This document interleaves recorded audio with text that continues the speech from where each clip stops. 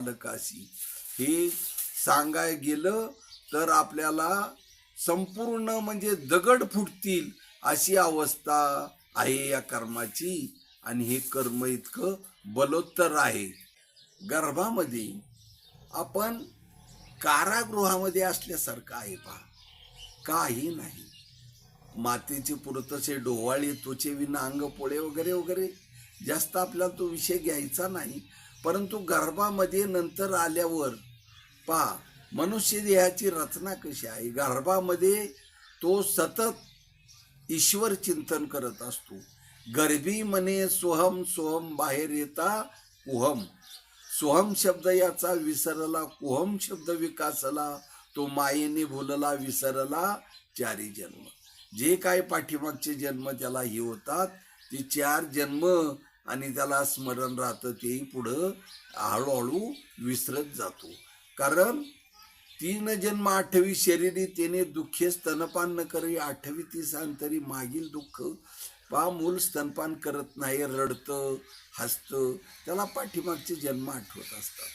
पुढं पुढं थोडा मोठा झाल्यावर नावाने जर बाळ्या इकडं ये असं जर म्हणलं, तो जर आला तर नावेक होय खेळ करू, मग अवघाच पडे विसरू. ज्यावेळेस तो आपलं नाव हे आहे अशी त्याला जाणीव होती, त्यावेळेस पाठीमागचा सर्व विसर पडतो आणि तो हळूहळू मोठा होतो. मग पा बाल तरुण वृद्ध अशी त्याची या इहलोकीची यात्रा चालत राहते. मग या इहलोकी आल्यावर जगातून सगळं ज्ञान घ्यायचं आहे, तर नेमकं आपण कसं वर्तन करायचं आहे हे जगातच आहे. बाजार भरलेला आहे.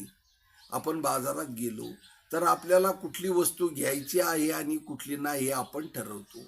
त्याचप्रमाणे या जगतामध्ये शहाण्या माणसानं पुष्कळ जग भरलेलं आहे.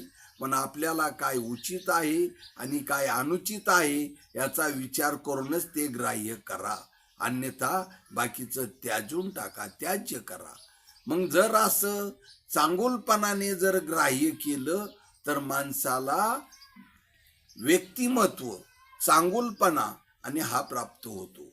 आणि जर त्यांनी तसं वर्तन व्यवस्थित केलं, त्याच्या पुण्याने जर परमार्थाकडे वळाला, ईश्वराच्या चिंतनेत जर तो मग्न झाला, तर हळूहळू त्याला संतांच्या संगतीने आत्म्याची ओळख होती. कशी होते? आपण कोण आहोत, कुठून आलो, कुठं जायची, आणि आपल्यामध्ये असणारा या 3.5 देहाच्या हातामध्येच असणारा जो परमात्मा आहे, जो आत्मा आहे,